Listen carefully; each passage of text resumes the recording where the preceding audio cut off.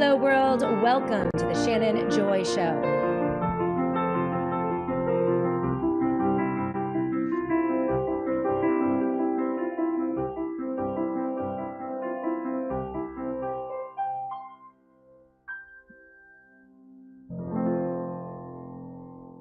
Without further ado, I must bring on the show an amazing friend now and just a hero to so many of us.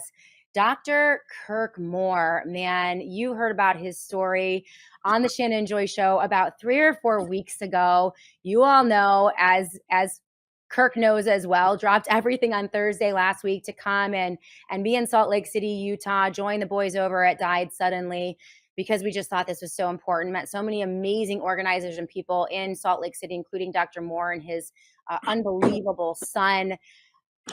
Vindication on Saturday. The news comes in, Dr. Moore, that after 3 years, $780,000 that you had to spend to defend yourself and your character when you could have given up a long time ago. You did not give up. You continued to fight for your kids, for freedom, for the truth, and for your good name. And on Saturday, the news comes in.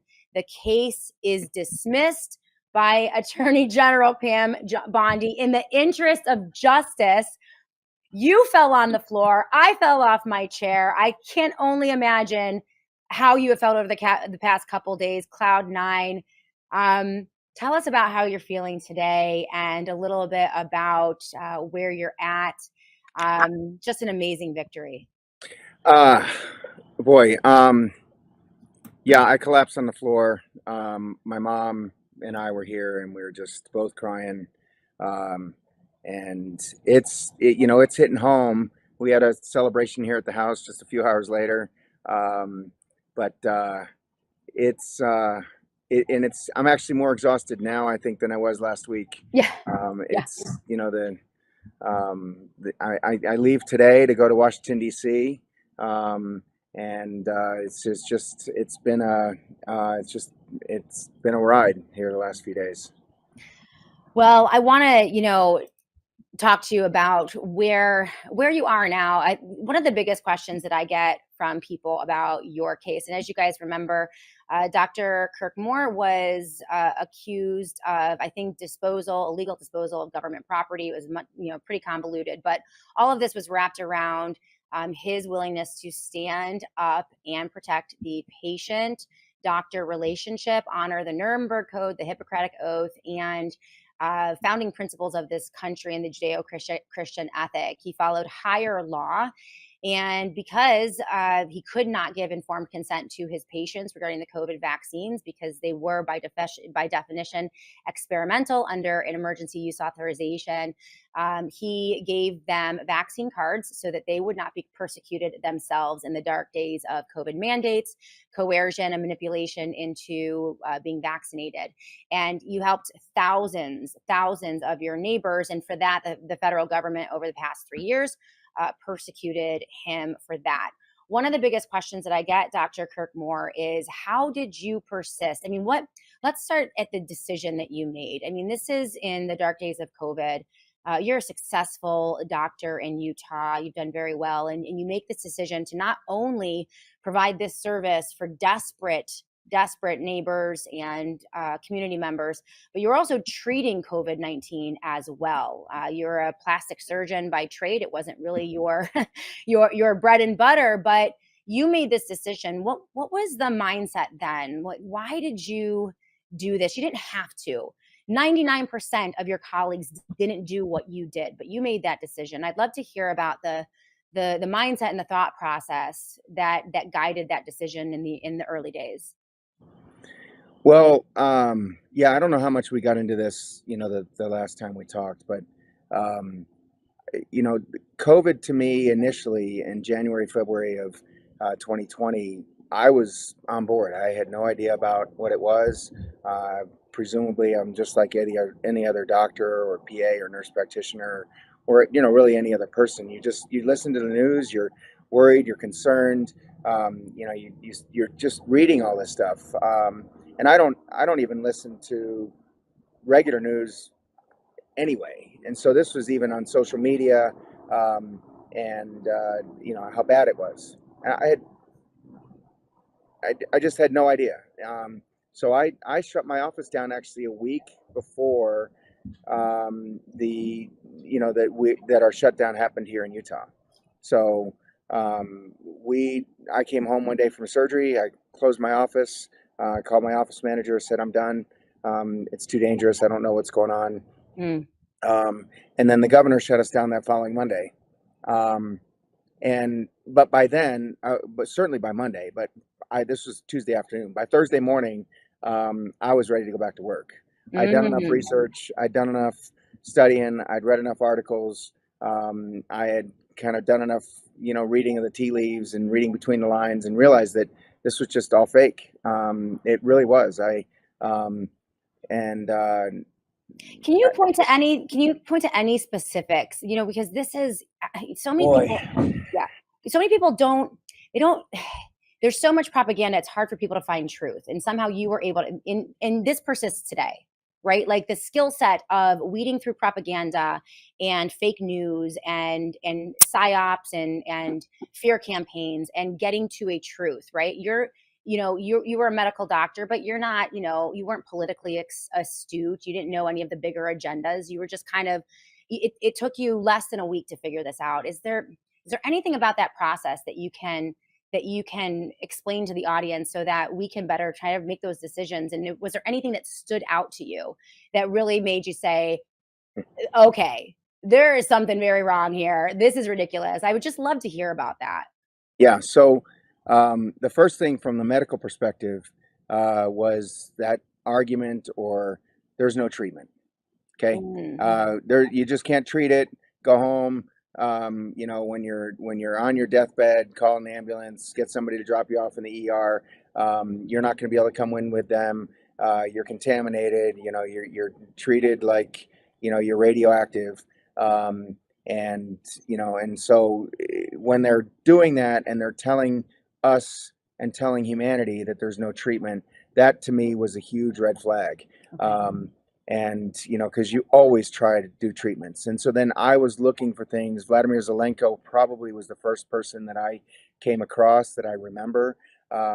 Shortly after that, I think I got the name Peter McCullough, and then it was Paul Merrick and Pierre Corey, and a number of other doctors. Actually, gosh, I always forget his name. It was a family practice out in California, and he actually ran for Congress, I think, in 24. Okay. But anyway, so that was the first thing. And I just, it just didn't make any sense to me. And I use this analogy a lot, and it's kind of like, if you're not going to treat anybody and go home when you can't breathe anymore and literally your lips are blue, then come into the hospital, to me is analogous to a woman finding, a lump in their breast, and, the doctor telling him to, hey, just wait till it erodes through your skin and it's a big, nasty open wound, and then we'll treat you.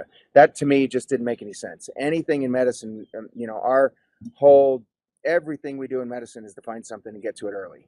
So it didn't make any sense to me that we were doing this. And then the second thing that was outside of medicine, which was at first curious and then it was nefarious, was how everybody in the world, every government, every country was all on the same page. Mm. There has never been a message anywhere that everybody agrees on. I mean, we're Right. talking about South Africa to Norway to China to the United States to, southern Argentina, everywhere. All over the world, everybody was giving the same message. And that to me was at first curious, like I said, and then shortly, then, a few hours, maybe a day, Yeah. became a very nefarious thing. So, and then I don't know, Michael Yeadon to me came on the scene. Either he or Vladimir Zelenko were the first two to call this a bioweapon, Mm. and and I just and then it was just kind of like, okay, and then it's just one rabbit hole after another, trying to just get my arms wrapped around it. And I don't know that any of us are going to really get our arms completely wrapped around it, but it certainly was. Those were the two things that made a big difference. subsequent to that, the last thing that kind of got me was, again, medical was nothing's going to get back to normal until we stick a needle in everybody's arm. And Mm. we've talked about that, Shannon, about vaccines and shots and definitions of vaccines and all that stuff. So that's where I was at. Yeah, no, that makes a lot of sense. You've identified many of the trigger points for me as well, saying this doesn't make sense, something is wrong here. The masking was another one for me, trying to stop an aerosolized airborne virus through a mask. I'm like, okay, come on. The overwhelming consistency of campaigns throughout the US and Europe and every different country. Again, yeah, huge red flag. And and I think I said to my audience just a few weeks into it, all roads lead to forced vaccination. And we saw that very, very early on. So this, and I wanted to home in on that a bit with you, just because I do believe people can make good decisions. People can figure out what is going on, and they can wade through the propaganda. I think the key component, first and foremost, is to understand both political parties are in a lot of ways in lockstep on these things. And if you can start from that independent space, which you were at, I think that makes it sometimes a little bit easier to identify the propaganda. But we're going to need this moving forward, because there's a lot coming at us right now. I think that is going to be very important. I want to mention, we're looking at another case. Speaking of Michael Yeadon, I think he's involved in this one. The Dutch case that is taking Albert Bourla and Bill Gates and the Dutch government to court. I mean, it's an unbelievable trial. Jim Ferguson is reporting on it. And people like Sasha Latipova, Catherine Watt, Catherine Austin Fitz, and I believe Yeadon are going to be testifying in that. So Oh, wow. there is certainly, and Jim Ferguson is saying, like, this case, it's kind of everything. I think we can pursue justice. I want to get to the truth. I mean, your case proved to me, right? Like, this is what I love so much about what happened with you, the Dr. Kirk Moore case, what we were able to achieve from outside of the two-party political system, without any of their help, really. There were a couple politicians that finally stepped up, but after 3 years, Dr. Moore, I mean, it was it was a grassroots And organized. only with pressure, right? Right. It wasn't me. I could never have ever done this alone. I've been out for 2.5 years trying to, share my message. And it wasn't until the trial started. It wasn't until, we got a bunch of people together. It wasn't until we got a bunch of social media, and push. The article that Ed wrote, and got published on Wednesday was just, I think, Amazing. was instrumental. It was. And then obviously, once we were able to kind of catch people's attention, with Marjorie Taylor Greene, Thomas Massey, Mike Lee, all of them kind of, it was a combined, concerted effort. I was told I'm not allowed to use "it's a village." It takes a village because that's a Hillary Clinton term. So it's a community. But it does. It just takes a community. It takes it just look.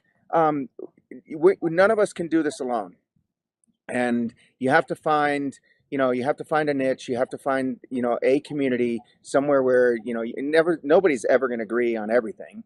And you and I have some disagreements, maybe about Donald Trump and maybe about RFK, and Sure. I don't care. I mean, it's just kind of like, but we're not in that mold where we have to agree on everything or we can't even talk to each other. Right. And that's what's really disconcerting and really disillusioning about this narrative right now. I think that the fact that the truth was revealed, that was able to push through, and that actual justice was achieved in this country within the federal court system, using outside organization, bottom up resistance. To me, that is proof that it works. Like, you are the proof that Yep. that works. And from my perspective, I think we need to look at what worked with your case, look at the tactics and the strategies that were used. I think a dogged clinging to the truth, never allowing that to be sacrificed was a key component in your case. We'll talk about it in a minute.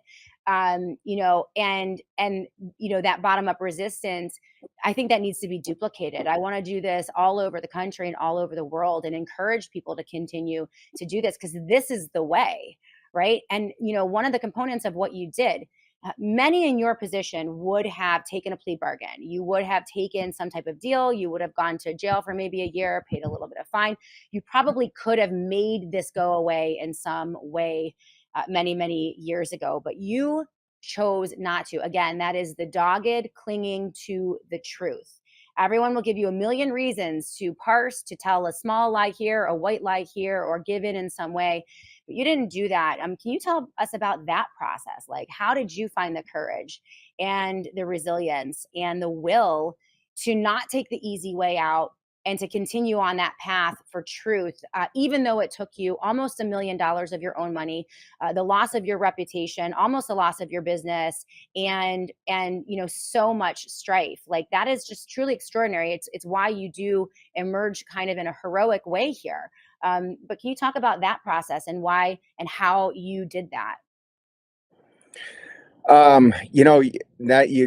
That's a really nice point, great point bringing in. And it's going to be a really short answer, because it's the right thing to do. Mm-hmm. I guess my parents raised me the right way, and there's right and wrong. And when you know that something's right, you stand for that principle and you just don't give in. And not all of us are right all the time. I was absolutely convinced I was right. And the longer and the more time went on, the more, I was looking at all the science and all the data, all the articles that Peter McCullough is publishing, all the stuff that Jim Thorpe is talking about, and Kim Biss, and all of us on this side of that fence were gathering more and more steam, and so all it did was just provide that much more strength to my argument. I knew I was on the right side. You and I've talked about this. I'm not a vaccine. I don't believe in vaccines. I got shingles. I've had 2 vaccines in the last 30 years. One of them was a yellow fever shot because it was mandatory to get into Ghana on humanitarian trips that I needed to go. And then the other one was the first shot of the hepatitis B vaccine in 1989 when I started medical school, and it gave me shingles. And I was just like, okay, I'm done. So when I hear that, it just reinforced, like you said, just reinforces everything for you that, look, there's just ulterior nefarious motives in holding up treatment until you stick somebody with a shot, when we all know that a shot doesn't help anybody in the first place. Right. How did you know that it was right? Because many would have criticized you, even people who agree with you, agree with They all your still criticize positions. me. Right, exactly. I want to dial in on this. How did you know it was right to distribute vaccine cards to your neighbors and people within your community without administering the injections? Like, in that moment, like, how did you process that? How did you know that, this is going to be, this could be criticized, this could be critiqued? I mean, you knew you had to be very careful about how you did that, but what was it in you? How did you know that was the right thing to do? Well, I just knew from the medical science that I'd read. Okay, I had done all the studies. I've read all of Sherry Tenpenny's stuff. I've watched all of her videos. So from a vaccine perspective, I was convinced that this wasn't going to help. Right. We have been trying to find a quote unquote vaccine for cancer for 100 years, Right. and we've never gotten anywhere. We have been trying to find a vaccine for AIDS for the last 40 years, and we have never found anything that worked. And so now all of a sudden, and those are relatively new things in humanity. Okay, cancer is something that's only really been around for the last 150 years. Okay, and that's a whole different argument. AIDS has only been around for the last 40 years. So how are we going to find a cure and a vaccine and a shot to deliver to 8 billion people in less than 9 months when we haven't been able to do all of those other things that we've been searching for. Right, right. Okay. So that was, I mean, that's the big conceptual thing that I had in my mind. And so right from that, I mean, I'm just kind of like, how are we going to do this? I mean, coronaviruses have been around as long, if not longer, than humanity. And again, I won't get into this argument whether they even exist or not. Okay, I mean, I'll give you that. There's a debate there, but I think it's a So, fair debate, right? and it is. I mean, and Yeah. it's getting to be more of a debate, and I think it's coming much more front and center. And you know, and there's a lot of arguments both ways. But that was, to me, that was the big kind of motivation from the standpoint. Look, I knew I was right just because of that. Okay, and then all the studies about mRNA and the lipid nanoparticle and all of that stuff. You know, all of those things. All the animals died in those studies. They try to say, well, they were euthanized. No, they weren't. You know, they were re-exposed to you know, they either died from the injection or they were re-exposed to the, you know, the disease that they're trying to immunize them against, and they died from that. That's an So important point just for the audience, those who didn't pick up on that. There were many studies, animal studies on mRNA technology and the mRNA coronavirus vaccines prior to 2019. And in those studies, basically every animal died. So you were able to look at those studies, read those studies, and that probably created a concern for you in terms of injecting these substances that were not tested, that were emergency use authorization and experimental by nature into your patients. I mean, I'm sure that must have weighed as well. well, yeah, I mean, yeah, it's I mean, all of this was experimental. I mean, they yeah, never did any human studies. Okay, and then the human studies that they did, they tried to hide it. I mean, this is all later. Okay, but the yeah, human studies that they did, they wouldn't give us the data. So they're saying it's going to take 75 years for them to produce this data for us, because it's just too onerous and it's too much. How did you guys review it in 2 weeks then and be able to get it out to us if it's that, you know, if it's really all that good? Why are you forcing people to get it? Why are you buying people McDonald's meals? Why are you sending them to Dunkin' Donuts? Why are you giving them ice cream cones? Why are you trying to unbelievable. coerce people with taking away their jobs? If it's that great of a product, you know, then you're going to run out of it. I mean, how many times do we see, I don't know, Cabbage Patch dolls, Beanie Babies? You Right. know, when anything is really all that good, they can't keep that stuff on the shelves. They're not going to be giving it away and forcing you to take one. Yeah. Um, so, I mean, all of that stuff, you put all of that together, and it just gave me this picture. And like I said, it's just been developing and developing and getting bigger and stronger. And, you know, and then more and more data was coming out, more and more studies were coming out. You know, the VAERS data from January of 2020 alone showed 700 deaths, okay, that people were complaining about. So that means at a 1 to 10% ratio, which is what VAERS reports, you're anywhere from, you know, 7,000 to 700,000, or 70,000, sorry, 7,000 to 70,000 deaths in 1 month alone attributed to the mRNA vaccines. And J&J wasn't even out yet because it didn't even come out until February. Right. Okay, so this is just the Moderna, Pfizer, you know, mRNA shots. So 19,000 reports of serious adverse events in 1 month, and then you have Fauci and um, and uh, and what's her name, the lady who was the head of the CDC, Walensky, Burks. Oh, Walensky. Yes. yeah, Rochelle Walensky, Walensky. Yeah.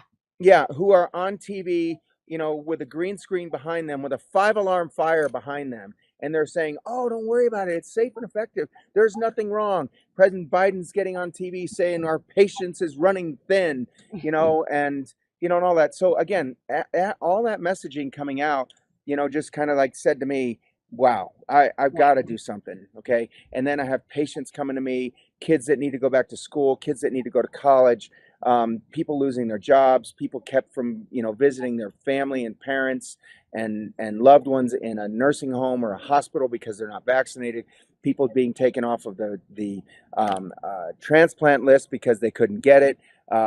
And so I was just Mhm. like, you know, somebody's got to do something. Yeah. And that's, you know, and again, I'm already in that vein. I'm already treating people for COVID. I'm already kind of like, all those people know that I'm awake, I guess, for Right. lack of a better term, and I kind of know what's going on. And there's a lot of us out there, Shannon. There's a lot of us out there. The problem came when those people, not my patients necessarily, but all of those awake people out there just kind of caved, didn't say anything, kind of put their head in the sand. Oh, they won't come for me. Oh, I'll be left alone. I'll let them handle it, Right. and everything else. And that's the struggle, and that's the difference that happened last week as opposed to 2 weeks ago, 2 years ago. Okay. Um, and that's what we need. We need to, I'm sure that's a question you're going to ask me later, but Right. we need to stand up and push back. Okay. We just Yes. can't let this happen. And you got to stand for what you believe is true, even if it's wrong. At least be committed to that, and understand it, but be willing to listen. And if things are changing and the data changes and the science changes and the information changes, be open-minded enough to realize, hey, maybe I was wrong. I made a mistake. Okay. Sure. And accept that. And that's kind of where, I think some people in our administration need to be right now. I mean, I don't want to get on here and criticize anything and everybody, especially the administration that kind of just, cut us loose. But, Right. you know, Right. um, but In a Donald couple Trump, weeks. In a couple well, I weeks, mean, right? Yeah. Donald Trump he's a really smart guy. And there's a lot of people that have told him, hey, why are they booing me at my rallies? And why is this going on? And everything else. It's because this stuff is bad for you. It's Right. killing people, Right. and we're never going to get Maha, okay, until we stop these shots. I mean, you've got the Means, I call them the Means twins. They're not twins, but the Means siblings, who all of a sudden are like, these pariahs, and they're kind of riding in on a white horse, okay? But they didn't even mention the word vaccine in their book once. Right. Okay. And Right. we are never going to get healthy in this country until we stop the shots. Yeah. Well, and the Means twins are directing Maha. They are, from my perspective, there's been enough research done, heavily, heavily supported by big tech, massive PR firms, and so I, Yep. I agree with this. It's a very big problem, Right. and I do believe that the Trump administration needs to hear. They're heavily lobbied. They are in Washington, D.C. They are sequestered away from the American people and the sentiment of the real medical freedom community and the real base. And so it is our job as a base, if you believe you are a base for this administration, to not to sweep it under the rug and be quiet and sit down and trust the plan and wait for something. It is to be loud, to be the opposite, an equal and opposite force against this administration, to the pharma lobbies and the tech lobbies and the globalists, and believe me, they have a lot of people they're influencing. I mean, the poor guy, he's like controlled by Susie Wild. I mean, Right. she chief of staff, And she's controlling everything. So right. And where did she somehow come from? we have to defeat Susie Wiles. If you want to get any action from this president, and that was what we did over the weekend. It was Right. so big, we got so loud that they couldn't ignore us anymore. And I think that's the lesson, whether you support Trump or not. Right. Now, some of your critics would say, and I do want to get to like how we do this in the future, but some of your critics would ask, they would say, well, why did you falsify documents? Why did you choose to, falsify documents and break a rule? Because there wasn't a law. We know that there was no law prohibiting you from what you did and the role that you played. But there was some language, there were some statutes, there were some rules and that type of thing. But they would say, well, why did you choose to falsify documents instead of just giving medical exemptions or that type of thing? Like, why did you take that route? And I only want to ask that because I think a lot of people, I think you have the right to answer your critics and tell them why you made that decision. But what is your response to that? That was a huge dilemma for me. Yeah. I struggled with it. I struggled with it on a number of, in a number of ways. One is, yes, I'm falsifying a document saying that I gave somebody a vaccine, or this vaccine. It actually helped me when the new vaccine definition came out. It said that we're going to vaccination now is the action of of giving somebody a vaccine for a it's not immune, for an for a Immune response or something. yeah, I it's know. not immunity. They changed it from the word immunity to giving people a basically an opportunity to prevent a disease. So again, but yeah, I struggled with I struggled with that because yes, some people can claim that it was unethical for me to falsify a medical record. I justified that because it's even more unethical for somebody to ask you for your medical records. Right.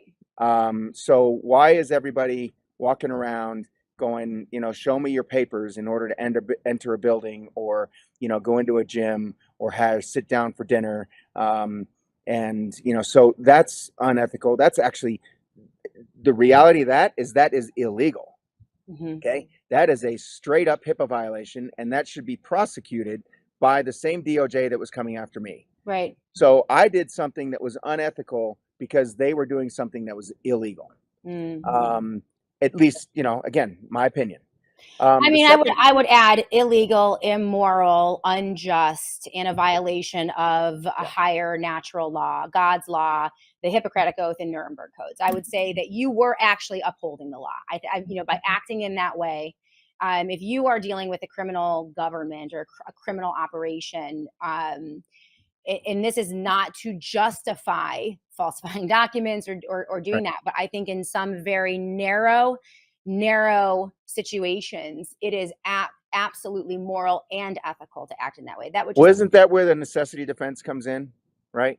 yeah. Isn't that the whole thing? I mean, it's just kind of like, hey, I see people that are being killed all around me, and this is a, kind of like I'm using this to protect people. So During the it's Nuremberg trials, the defense of the medical doctors, the scientists, and the nurses who euthanized and murdered the Jews, their defense was that they were following orders, that it was legal, that it was the law in Nazi Germany to conduct these actions. And so it was very well established in the Nuremberg trials that that is not a defense. There is a higher law. There is a law that must be upheld. If the government tells you to murder your neighbor, then you right, should violate that law. right, Okay. right, You should, and they want a document proving that you murdered your neighbor, then maybe you should falsify the document.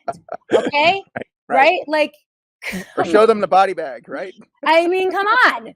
Like there is a moment when it becomes absolutely outrageous. And I think I hope that we can establish that today on the show, because I get these people, these ankle biters coming in, well, and I'm just like, drives me nuts. I mean, this was you had all of the information that you needed. I think the biggest one though was that it was very well documented that these were experimental. They are under emergency use authorization. There was absolutely no way you could give informed consent. There was no way that you could educate your patients about that. And so I take it even a step further. I mean, I think you did one of the most moral, heroic, and courageous acts that we have seen in the United States of America in decades, in years. So, I'll go to Well, bat for you on that one, Dr. well, Moore. thank you for that. I never looked at it. I had people saying that I was doing the most courageous thing that was out there. I didn't look this as courage. Um, I just looked at I was doing what was right.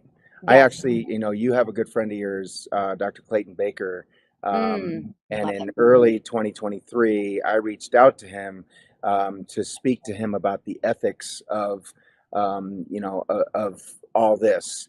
And we had a really long discussion, kind of somewhat similar along the same lines that you and I are having right now, um, because there are some ethical things. The interesting thing is the AMA has a code of ethics, okay? And the code of ethics in the American Medical Association says it is going to happen that the legal system is going to come into conflict with the patient doctor relationship. And as a physician, your role is to try to do the things that you need to do to change the legal system so that it can come into better and conform better with the doctor patient relationship. Right. And the second thing is, if you cannot do that as a physician, you are required to uphold your doctor patient relationship. Right. And, where is the AMA? I don't see them standing behind me right now. Hmm. Okay. They're taking big pharma money. I think 70% of their budget comes from big pharma. I don't call them big pharma, big pharma. Okay. Karma. Um, Absolutely. and, so where are they? Where are they? They're supposed to be, and I was talking to Doc Malik about this, and I know you like Doc Malik a lot. I do. And, as a physician and as a medical community, we are supposed to be a bulwark against, protecting our patients. Okay. That's our job. We are not supposed to be injecting people with anything, giving people medication, putting fluoride in water, putting statins in the water supply just Mm. because we think it's all good for you. When did it ever? Here's another thing, and I'm sorry, kind of rambling a little bit here, but That's okay. what we have been vaccines. If you even believe in vaccines, the pursuit of vaccines and the pursuit of the goal of vaccines, this pursuit is to mimic natural immunity. Right?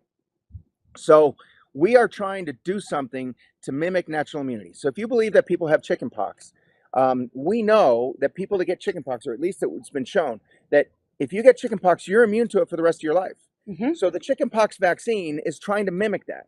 So if you've never gotten chickenpox and you want to protect yourself, then we're going to try to create something medically that we're going to either give you, inject you, spray you, have you swallow, whatever the scenario is, and however we want to do that, to mimic that natural immunity. So how is it that we as a medical profession will tell somebody who has survived COVID that your immunity is going to get better by giving you a shot? Unbelievable. No. Okay. Yeah. So how do you justify that? I mean, how do you go from that, like, oh, it's just going to make you better? I remember, God, who's the doc on CNN that CNN always brings out? He was on the Joe Rogan show, and Joe Rogan had just survived COVID, and he brings this guy, this CNN medical thing. He gets paid millions of dollars a year to be their medical advisor, and he's like, oh, yeah, I know you survived it, and it's great that you did, and I'm sorry that I'm sorry that I kind of belittled you and demeaned you by saying, you're taking ivermectin and vitamin C, vitamin D, and everything else. But you know what? You need a shot. You're going to be better if you get a shot. I mean, and he said it on the Joe Rogan show, and I'm just kind of like, how do we get here as a medical community? Absolutely insanity. I think it was Sanjay Gupta. Sanjay Gupta, exactly. Dr. Sanjay Gupta. And what is the morality of medical doctors going in and taking hundreds of thousands, if not millions, if not tens of millions of dollars to go out and recommend and coerce people into medical treatments that will harm them? Like that is, I mean, here you have a juxtaposition, someone like yourself who has lost almost $1 million next to these guys who are vaunted and held up, and it's absolutely wrong. Now, I do want to ask you, Diog99 really wants me to ask you this question. And okay, and it's a bigger picture question. It's an umbrella question, but he wants your opinion regarding why did the government push the shots, in your opinion. He's also asking, why is the media not asking that question? Well, Diog99, I think we've asked that question for 5 years every day on the Shannon Joy Show. So I'm not sure where you're coming with that, and it's not a hard question, but okay. Dr. Kirk Moore, why do you think the government was so insistent? Two administrations, right? Republican, Democrat. What do you think is the big picture behind the pushing of the COVID vaccine in the dark days of 2020 and 21?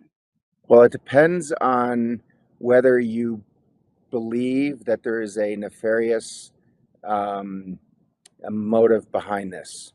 We mentioned his name a couple of times. Dr. Michael Yeadon believes that it is a depopulation agenda. Mm-hmm. And so if you believe that, then that's why they did this. He's absolutely convinced that there's no other reason, there's no other way, there's no other justification for doing this to humanity other than a depopulation agenda. Mm-hmm. I'm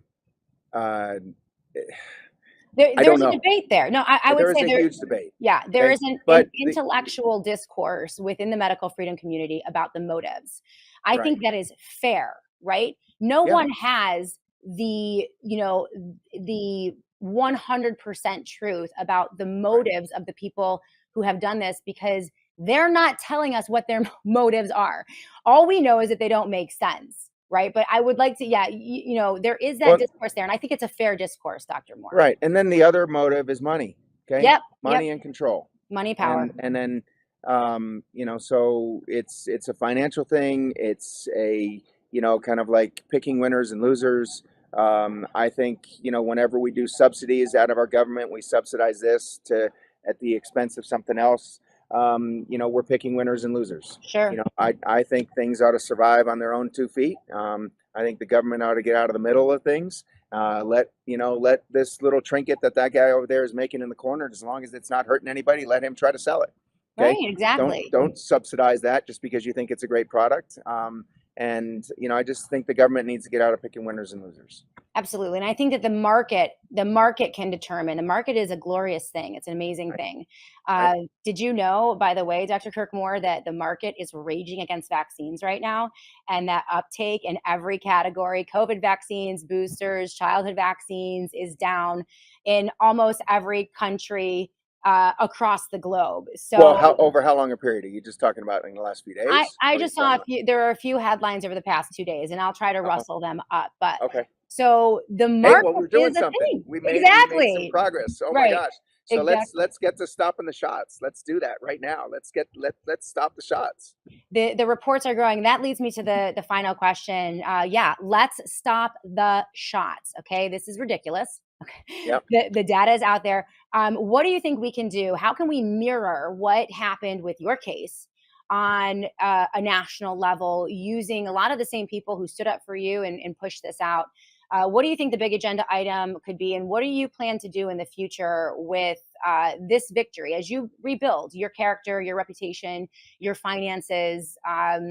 Where do you think that we can go with this and use it to further that truth, justice agenda in other areas?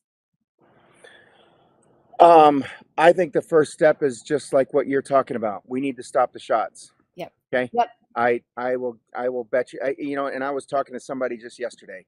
We could take the University of Utah, which is 20 miles up the road. Okay. And we could take the next 5,000 babies that are born in that hospital, and we could randomize those babies over the course of the next 12 months to a vaccine schedule or a non-vaccine schedule or a placebo. Okay. Right. Let's just randomize them to let's give them all shots. Okay. And let's randomize them, take 2,500 and put them into the vaccine schedule, and let's take the other 2,500 and give them saline shots. Right. Okay. Straight saline, not adjuvants, not all the other crap that's in vaccines, and everything else, just the straight placebo shot. And let's see where they are in 12 months. In less than a year, okay, we will have proven, okay, that vaccines are the single most deleterious effect on human health than anything else in our society. It'll be done. And I actually think the CDC and the NIH FDA has that data. Right. I think they have that data. But what they'll do is they'll say, well, that's retrospective data. You're not doing a prospective randomized controlled double blind study. So let's do it.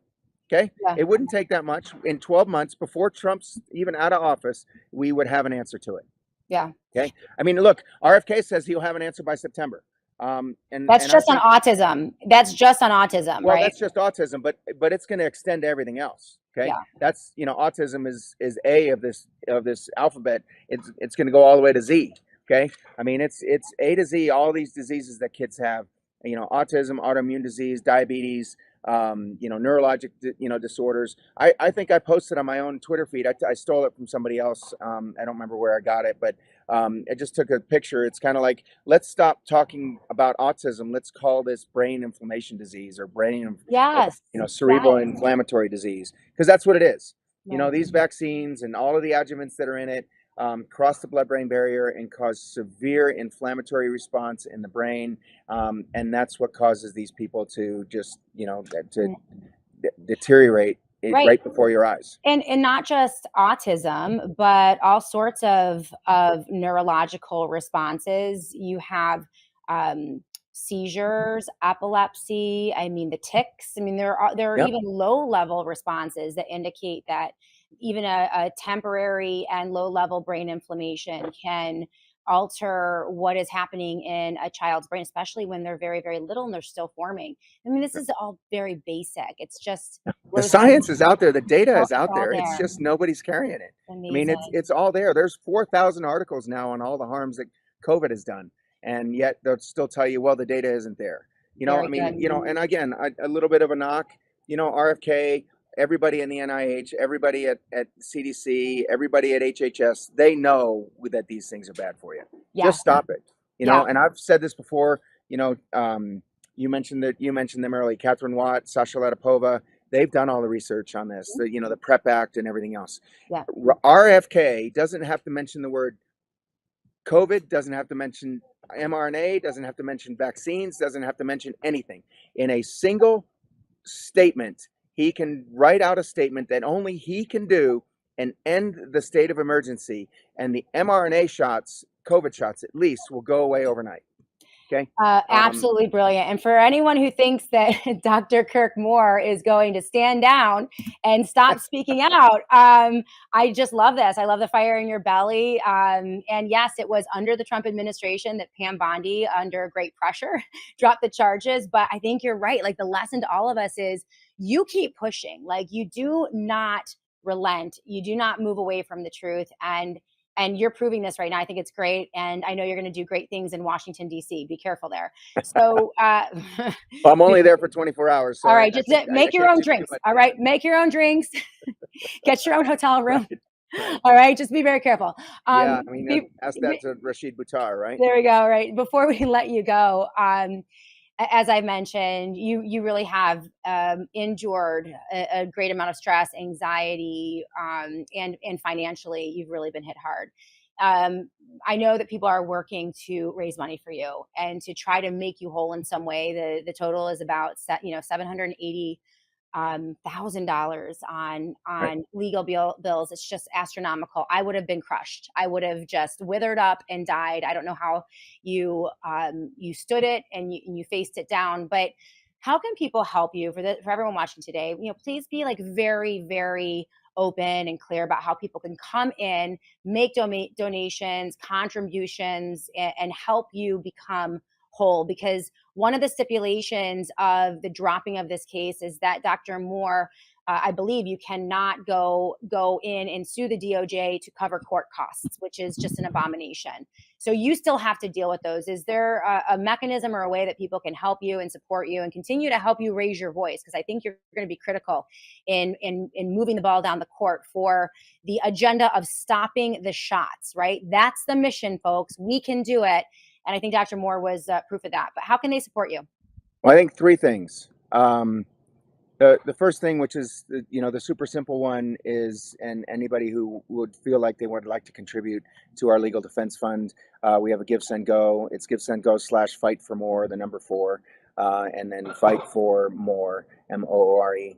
And that's had a huge response this last weekend, and it's been tremendous. The second thing, you mentioned about what we can do. Hey, help us out. You need some cosmetic procedures done. You need a Botox. You need some filler. You need a breast augmentation. We're open for business. So I love it.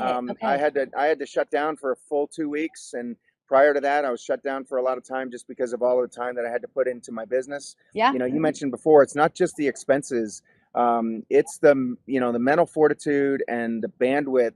I lost my focus to my business. And so I went from a $3+ million a year business, gross business. Okay. That's not what I was making. Right. But $3 million a year business to, I think I just barely cleared 1.2 last year. So, okay. All right. And that's, those are just throwing out numbers. Okay. And then the third thing is just stand up, push back, do not comply.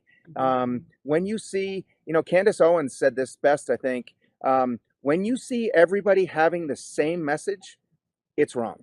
Okay. When everybody out there, just like I mentioned earlier, what was one of the clues to me about what was going on when the whole world is doing the exact same thing? So Sweden was doing the same thing as Switzerland, and doing the same thing as Morocco, doing the same thing as the United States and everything else. So those are the three things. Okay. All right. I I love it. appreciate it. Shannon, I love you. Thank you. Oh my gosh, friends forever, Dr. Friends Moore. forever. Honestly, like we were in that foxhole together, and that's a bond that you just can never erase. You're amazing. Your son is amazing. The folks who gathered, that amazing community around you. Just, I don't often get to see these true wins and be a part of them, and so I'm so blessed to Well, be a you are part of. not. You are not just a part. You were an integral part. Wow. You and you and Ed and died suddenly, and the local representatives here and the people that showed up on those steps were an integral part. So Yeah. I Well, thank you very much. it You was. flew all the way across the country to do this. I did. Then I Okay, flew back on the red eye. Flew back on the red eye, Dr. Moore. right. I know I have some harebrained ideas sometimes, but in this case, oh gosh, it was so worth it. God bless you. Be careful, be safe, and I'm sure that you and I are going to be doing some more work together in the near future. God bless you. Okay, well, I look forward to it. Thank you. Okay. All right. So you guys have a great day. Thank you so much for being with us today in the Shannon Joy Show. We'll be back tomorrow to do it all again right here.